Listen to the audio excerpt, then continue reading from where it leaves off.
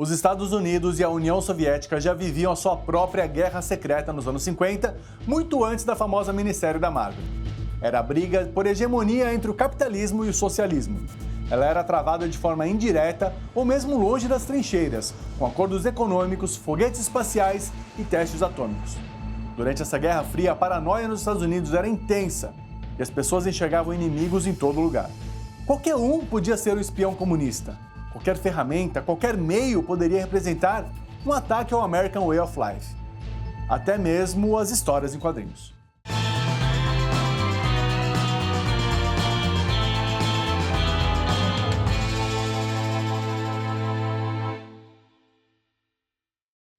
Como você viu no vídeo anterior, o psiquiatra alemão naturalizado americano Frederick Wertham foi o mais famoso rosto dessa paranoia.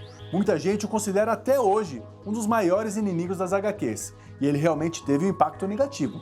Mas a realidade não é preto e branco feito uma história do Spirit. Wertham começou a chamar a atenção da opinião pública com uma entrevista concedida a uma repórter da revista semanal Collier's, em março de 1948, na qual opinava que os quadrinhos violentos deturpavam a mente de jovens leitores. Ele foi em várias instituições onde tinham jovens delinquentes e perguntando a eles, você lê quadrinho? Tipo, isso não é uma pesquisa empírica, isso é uma pesquisa que você está afirmando alguma coisa e você vai ter a resposta, que você sabe qual é. Então, as pessoas falam, o que adolescentes e jovens iam estar fazendo na década de 40 e 50? E aí, você lê HQ? Leio. Então, na minha pesquisa, eu vi que 80% dos que estão presos leem HQ. E aí, com base nisso, e nesses detalhes, nessas nuances, ele acabou conseguindo convencer, por causa da paranoia, de que estavam tentando corromper as crianças. As ideias de Wertham pareciam se alastrar. Mas será que ele provocou essa mudança de mentalidade ou só canalizou uma desconfiança que já existia? Foi muito mitificado esse papel do Wertham. O Wertham foi muito demonizado. Os quadrinhos super-heróis, especificamente, vinham sendo criticados como fascistas desde o seu surgimento. A Igreja Católica, em primeiro lugar, ficou escandalizada com aquela figura daquele personagem que é muito implausível, né? Quer dizer, um personagem que vem enviado por seu pai para a Terra para salvar os humanos, é uma coisa que a Igreja não podia aceitar. Grandes intelectuais, Marshall McLuhan, por exemplo, que fazia parte, era um intelectual católico, ele escreveu várias coisas falando que os super-heróis representavam um desejo de violência, um desejo do fascismo na sociedade americana. O sucesso daquilo dizia muito a respeito do que eram os sonhos dos americanos. Não importa quem acendeu o rastilho de pólvora. As HQs agora eram inimigas da moral e dos bons costumes. Escrito por Wertham, o livro A Sedução dos Inocentes chegou para completar o cenário. Lançado em 19 de abril de 1954, com quase 400 páginas, ele tentava provar que as HQs não tinham valor cultural e estavam levando os jovens à delinquência. O livro trazia várias reproduções das imagens mais grotescas que os quadrinhos já havia publicado. Assassinatos, torturas, mutilações, e compilava ainda vários depoimentos de crianças que Wertham havia conhecido durante seu trabalho como psiquiatra. Ele se dizia apenas contra as HQs de crime, mas incluía aí também as de terror e de super-heróis. E quando se tratava de super-heróis, a DC Comics foi a mais afetada. Nenhum personagem importante foi poupado por Wertham. Nem mesmo Superman, que naquela época já havia se tornado o defensor da verdade, da justiça e do American Way of Life. Então a DC Comics tinha um código editorial bem rígido para preservar o Superman como um símbolo do bem. Mas para Wertham, Superman utilizar a força para impor a lei e a ordem o tornava um símbolo do fascismo. E o psiquiatra ia além. Dizia que o Superman estimulava as crianças a fazer boas ações não pelo valor da honra, mas para receberem fama e reconhecimento. Assim, elas poderiam até mesmo causar pequenos acidentes só para consertar a situação e se sentirem heróicos. No laço da Mulher Maravilha, Wertham enxergava insinuações de fetiches sadomasoquistas. Mas Wertham também dizia que, por ser forte e independente, a Mulher Maravilha estimulava o lesbianismo. Quem criou ela era um cara incrivelmente transgressor. Assim, não sei, para alguns para mal, outros para bem. Como ele era um psicólogo, ele conseguia colocar coisas dentro da Mulher Maravilha, dentro do contexto, que, no fundo, mexiam com a cabeça das pessoas. Faziam elas se perguntarem, tipo, essa mulher é muito forte, ela é tão forte quanto um homem, ela precisa de um homem? Vale lembrar que nessa época a homossexualidade ainda era vista oficialmente como um distúrbio psicológico nos Estados Unidos. Mas nesse quesito, o principal alvo de Wertham era o Batman, que ele acusava de ter uma relação homossexual e pedófila com Robin. Por exemplo, o Robin dormir na cama com o Bruce Wayne. Era outra época, gente, sabe? Realmente era uma coisa inocente. Só que a partir do momento que a pessoa quer botar olhos negativos em cima de tudo, ele transforma aquilo numa corrupção. Até hoje, o trabalho de Wertham é estudado. Há pesquisadores que dizem que ele manipulou dados e depoimentos para forçá-los a sustentar suas teorias. Por exemplo, Wertham fez sua pesquisa na clínica Lafargue, Nova York, que era dedicada justamente a receber crianças com problemas de comportamento ou que tinham violado a lei. Então, era óbvio que a maioria das crianças que haviam lido gibis também tinham cometido crimes. Outros, porém, reforçam que Wertham nunca teve a intenção de censurar as HQs. E quando você lê, quando você fica vendo as entrevistas do Wertham, assim, tem a malandragem dele, as pesquisas dele têm sido muito questionadas, o ponto de vista dele tem, né, assim, hoje em dia é inaceitável e tal, mas existia a proposta dele não era tão absurda. O que ele defendia não era censura. O que ele defendia, que é uma coisa que não soa tão absurdo hoje em dia, era uma classificação etária. E ele achava que gibis de violência, gibis de crime, não deveriam ser acessíveis às crianças. Ele também reclamava, por exemplo, que as personagens femininas das HQs estabeleciam um padrão de corpo inalcançável para as meninas, uma opinião muito à frente do seu tempo. Wertham também trabalhava com muitas crianças negras e foi um dos primeiros psiquiatras a pesquisar profundamente como a segregação racial tinha um impacto devastador no cérebro infantil. Ele não era exatamente um super vilão, talvez fosse um pouco como o Thanos. As suas intenções até que eram boas, mas a consequência de seus atos foi além. E assim, no estalar de dedos, boa parte do mercado editorial de HQs sumiu. A opinião popular estava tão voltada contra os quadrinhos que a briga entrou também no campo da política. O Senado dos Estados Unidos criou um subcomitê para tratar da delinquência juvenil. Entre as tarefas, investigar o impacto dos quadrinhos sobre o comportamento da juventude do país. Eles conduziram audiências públicas entre abril e junho de 1954, focando no conteúdo dos quadrinhos de terror. Uma das pessoas convidadas para depor foi William Gaines, da EC Comics. O senador questionou a Gaines a respeito da capa de Crime Superstories. Ele perguntou se um homem com um machado ensanguentado segurando a cabeça decapitada de uma mulher era de bom gosto. Gaines respondeu que sim, para uma capa de revista de terror. Ainda completou: uma imagem de mau gosto seria mostrar o pescoço cortado pingando sangue, seja na ponta da cabeça ou no resto do corpo. A repercussão não foi das melhores para a indústria dos quadrinhos. As HQs foram classificadas como material subversivo, e a medida para conter seu conteúdo precisava ser tomada. As editoras, do que eu vou chamar aqui de mainstream, se organizam, criam o chamado Comics Code, que é o Código dos Quadrinhos, que ao contrário do que muita gente pensa, não foi criado pelo governo americano. Não foi criado pelas próprias editoras, era um selo das editoras. Foi uma grande movimentação para matar as editoras de terror e de horror, para que elas não tivessem mais vendagem, para que essas editoras do mainstream conseguissem subir e ganhar de novo espaço no mercado. O Comics Code foi uma invenção da DC Comics, em primeiro lugar. A DC liderou o movimento para a criação, que era para limpar o mercado, para tirar editores. Existe uma saturação, na visão deles, existe uma saturação do mercado. A DC impôs o Comics Code, que era uma variação, era praticamente herdeiro do código interno da DC. E as editoras que quisessem esse selo de aprovação na capa de seus gibis precisavam enviar suas histórias para a Comics Code Authority avaliar se estava tudo bem. E foi assim que a indústria de quadrinhos criou seu próprio órgão de controle. As regras iniciais do Comics Code eram bem severas e outras chegavam a ser absurdas. Confira agora algumas coisas que não podiam ser publicadas nos anos 50 de jeito nenhum. Crimes nunca devem ser mostrados de forma a criar simpatia pelo criminoso ou causar desconfiança da polícia ou de agentes da lei. Criminosos não devem ser mostrados de forma glamourosa. Em toda circunstância, o bem deve vencer o mal. O mal só pode ser mostrado para aplicar uma lição de moral e nunca de forma sedutora. Vampiros eram proibidos, assim como zumbis, fantasmas, assombrações e lobisomens. E as regras do Comics Code pareciam tão fora da realidade que o próprio Frederick Wertham se manifestou algumas vezes se distanciando do código. O Wertham foi absolutamente contra o Comics Code. É uma coisa que é pouco falada. Ele não ajudou o surgimento do Comics Code, ele foi contra. Ele ficou muito nervoso, escreveu a respeito, falou muito contra isso, porque ele falava que o Comics Code era censura. E ele não defendia a censura. Com medo de sofrer rejeição pelo público, todas as grandes editoras aceitaram as regras e passaram a submeter suas revistas para obter o selo do Comics Code.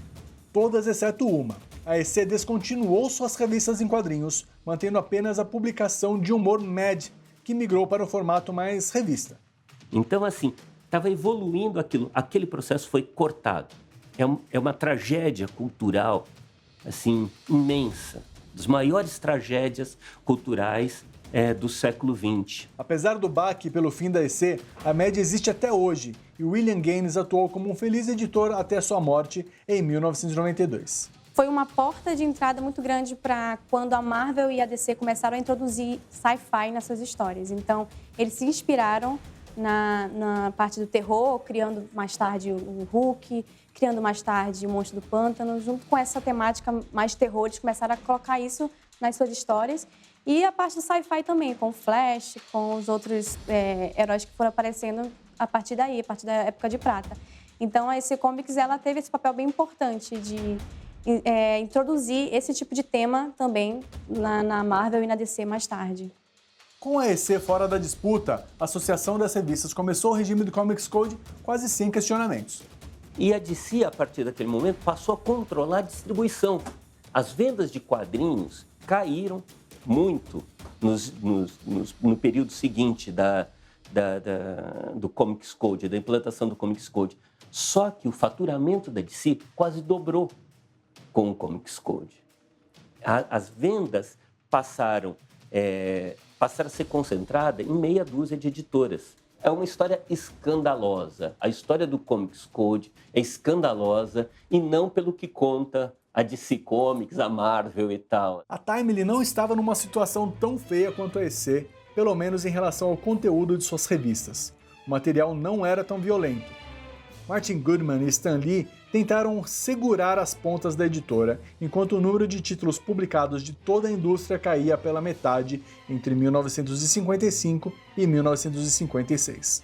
Então, o que aconteceu? O Capitão ele ficou meio preso ao seu tempo. Ele tinha a função da guerra e não souberam transformar isso. Por um tempo, ele até resistiu, porque como ele era o principal, o maior vendedor, todos os outros personagens do Namor, que já existia, e o Tocha Humana, que não é o do Quarteto Fantástico original, eles viraram meio coadjuvantes, apesar de terem nascido antes.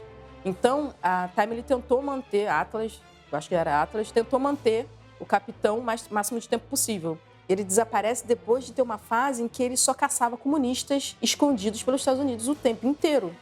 Aquilo não era o Capitão América.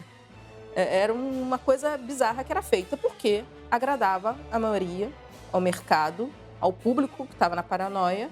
Então, vamos botar o Capitão caçando comunistas. Não temos mais nazistas, vamos caçar comunistas. E aí, o que aconteceu? Quando o macartismo caiu, o Capitão América morreu junto, porque ficou muito mal visto. E nos bastidores, um erro de Martin Goodman deu um golpe severo na Timely. Após contratar uma distribuidora que decidiu do nada abandonar o mercado, a única opção de Goodman para enviar suas revistas às bancas era contratar a Independent News, empresa que pertencia à DC. Eles concordaram em distribuir material da Timely com um teto de 8 títulos por mês. A restrição causou uma hecatombe nos escritórios da Timely. Martin Goodman anunciou que iria tirar férias na Flórida e mandou Stan Lee demitir grande parte da equipe. Stan se virou como pôde durante a segunda metade dos anos 50, passando por anos muito difíceis, mas a sua luz no fim do túnel tinha 2 nomes muito conhecidos: Steve Ditko e Jack Kirby. Lee Kirby Ditko. Poucos anos depois desse período difícil, a Timely iria trocar de nome para Marvel Comics, e esse time iria inventar personagens que mudariam a história da cultura pop novamente. A Guerra Fria começa a pautar até o tipo de gênero de quadrinho que vai surgindo, que é quando a gente vê começar a surgir quadrinho de ficção científica. O grande exemplo sempre colocado é o caso do Quarteto Fantástico.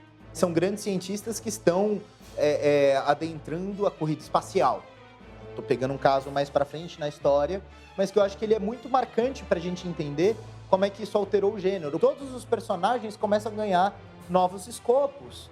Né? Bom, o Tony Stark está surgindo nesse caldo, né? O Homem de Ferro é esse caldo. O que é a indústria armamentista num período de Guerra Fria? O que é participar disso? E quem deve participar? Enquanto isso, no meio da crise, a DC Comics estava aliviada por ter um personagem à prova de balas. O sucesso do Superman na TV e na publicidade ajudaram a editora a sobreviver a esse período de caos. Aí você me pergunta, ué, mas as outras editoras também não tinham os clones de Superman? E eu te digo, não por muito tempo. No início de 1953, finalmente foi analisada a acusação de que o Capitão Marvel era um plágio do Superman. A editora Fawcett, que publicava o Capitão, não tinha grana para encarar os tribunais e topou fazer um acordo por fora. Teve que pagar $400 mil a DC. Esse rombo acabou destruindo a Fawcett. O pequeno Billy Batson só voltaria a gritar Shazam quase 20 anos depois. Em 1972, a DC comprou os direitos de todas as criações da Fawcett, mas teve que mudar o nome do personagem para Shazam, porque nesse meio tempo, a Marvel já havia registrado o seu próprio Capitão Marvel. Mas voltando aos anos 50, sabendo que o mar não estava para peixe, a DC preferiu apostar no que era seguro. Ou seja, Batman e Superman. Foi um período de grande expansão no universo dessa dupla. Já contamos no episódio passado que o primeiro encontro dos dois rolou em uma aventura publicada na World's Finest Comics número 71, em 1953. Ainda no mesmo ano, os dois ganharam edições especiais com imagens 3D que saltavam da página. Elas vinham com aqueles óculos com uma lente de celofane vermelha e outra azul. Era a DC tentando entrar na onda dos filmes 3D que estavam tomando os cinemas. Porém, essa ênfase nos dois medalhões também gerou várias ideias ruins, que ajudou a deixá-los mais infantis e ridículos. Surge a demanda de infantilizar, porque começa a se caracterizar como algo que deve ser para esse público. Já que é o maior consumidor, então parece que tem que respeitar alguns preceitos de valores morais. Você pega o Comics Code, ele fala explicitamente que eles querem que os quadrinhos se tornem mais ingênuos do que a programação de televisão da época. Você imagina o que era a programação da época. E eles queriam explicitamente, os quadrinhos foram obrigados a se infantilizar. Por exemplo, em 1953, a DC achou uma boa ideia lançar uma revista só para o Jimmy Olsen, aquele amigo do Clark Kent no Planeta Diário. Mas esse gibi até que acertava em algumas histórias. Duro mesmo foi engolir o surgimento do Krypto, o Supercão, em março de 1955. E claro, se dava super certo no Superman, por que não repetir a fórmula com o Batman? Ele ganhou também seu Batcão, chamado Ace, 3 meses depois. O sucesso do doguinho abriu a porta do zoológico. Em 1959 surgiu Beppo, o Super Macaco. Em 1960, Raiado, Super Gato. E em 1962, Cometa, o Super Cavalo. No mesmo ano, eles até criaram seu próprio supergrupo, a Legião dos Super Pets. E teve gente que gostou. A DC Comics anunciou que um desenho animado inspirado nesses bichos deve estrear nos cinemas em maio de 2021. O Krypto e o Ace, eles são os mais risíveis, né, hoje, claro, mas eles cumprem um papel importante de atrair as crianças, né, porque super-herói, na Era de Ouro, na Era de Prata, era feito para criança. Hoje já não, hoje o super-herói tem um público adulto cativo, né, mas é interessante porque esses personagens, vira e mexe, eles são trazidos de volta para desenho, para criança principalmente, mas você pega o Krypto tá nos Titãs, que está passando agora, que é uma série super violenta e já mirando um público adolescente e adulto. E por falar em adaptações para outras mídias, você já viu a série da Batwoman? A personagem surgiu nesse período, mas era uma versão bem mais bobinha, infantil e vestida de amarelo. Sua estreia foi na Detective Comics 233, de julho de 1956. Não à toa, é justamente nesse momento que a gente vê o surgimento da Bat-família, a família do Shazam, a própria família do Superman, que não faz o menor sentido com a origem desses personagens. Ainda mais do modo que foi construído, a própria inserção do sidekick para falar para crianças se identificar, o aumento vertiginoso do moralismo nesses quadrinhos. Isso não era a pauta. Bom, o Batman matava antes do Comics Code, e depois o Comics Code não pode nem mostrar mais arma. O único personagem sério e importante que pintou nesse período foi o Caçador de Marte, também conhecido aqui no Brasil como Ajax. Ele é um dos membros mais tradicionais da Liga da Justiça. Sua criação rolou em Detective Comics número 225, em novembro de 1955. De qualquer maneira, essa certa preguiça criativa da DC teve o benefício inesperado. O Comics Code havia limitado bastante as possibilidades narrativas, o que fez a editora focar novamente em super-heróis. Mas por que criar um personagem novo se eles podiam simplesmente repaginar alguma marca que já era conhecida do público? Foi assim que o editor Julius Schwartz pediu para que o roteirista Robert Kanigher e o ilustrador Carmine Infantino bolassem uma nova versão do Flash. Desta vez, seguindo as recomendações do Comics Code, a identidade do herói era o policial chamado Barry Allen. Mais especificamente, ele era um detetive forense e ganhava seus poderes de super velocidade depois que um raio atingia vários compostos químicos no seu laboratório. O novo Flash estreou em Showcase número 4 de outubro de 1956 e foi um sucesso imediato. A Era de Ouro havia terminado num tom bem sinistro por causa da paranoia generalizada, mas esse novo herói carismático e positivo anunciava uma nova fase. A Era de Prata. Bom, se eu não consigo mais vender o gênero que mais me dava dinheiro naquele momento, que era o terror, o que eu vou fazer? E aí foi a grande sacada do Julius Schwartz, que foi a pegar, né, reviver um personagem da Era de Ouro, que é o Flash. O Flash da Era de Ouro era o Jay Garrick, então ele vai trazer o Flash de volta, mas já na figura do Barry Allen, e vai trazer também uma pegada muito da ficção científica, né? E o Flash, então, ele vai marcar essa pegada de ficção científica com a volta dos heróis da Era de Ouro. Com isso, a gente chega ao final da nossa grande saga. Quase 2 décadas incríveis que mudaram para sempre a cultura pop e trouxeram ícones como Superman, Batman, Mulher Maravilha, Capitão América, Capitão Marvel. Um período de sonhos para qualquer fã de quadrinhos, ainda que encerrado por uma grande sombra. De visionários e de inventores, assim como de perseguidores e imitadores. Dias de inocência e medo. Uma era de ouro e também uma era de sangue na vida real, com horrores de sobra para mais tarde tomarem as páginas dos quadrinhos, com imagens de assombro, desejo e morte. Quem sabe a gente não volta para contar tudo da Era de Prata.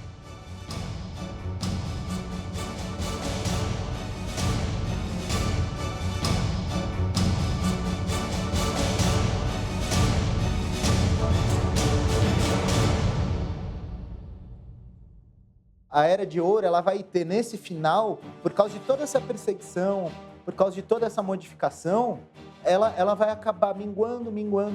Aqueles grandes heróis, aquelas grandes expectativas vão se destruindo para ficar essa coisa muito mais apaziguada. A garotada, no final dos anos 50, já começa a ter interesses diferentes, o que motivava... já estava muito mais... Estava chegando o rock and roll, por exemplo. Rock and roll que era uma coisa nova, que estava surgindo. Vem a geração beat nos anos 60, mas está tudo convergindo ali dos anos 50, né? Na verdade, amadurece nos anos 60, uma coisa que já vinha acontecendo desde os anos 50. E esse retrocesso da década de 50 é que vai fazer, de certo modo, a década de 60 vir com gente que estava querendo fazer algo diferente. Na década de 50, como teve essa restrição, até os quadrinhos começarem a se reorganizar de novo, demorou um pouco. Houve várias transformações, mas que foram acontecendo muito aos poucos, entendeu? E foi essa galera nova que foi chegando na década de 60. E não existe nada fora da história. O quadrinho, assim como o indivíduo, é muito mais filho do seu tempo do que dos seus pais.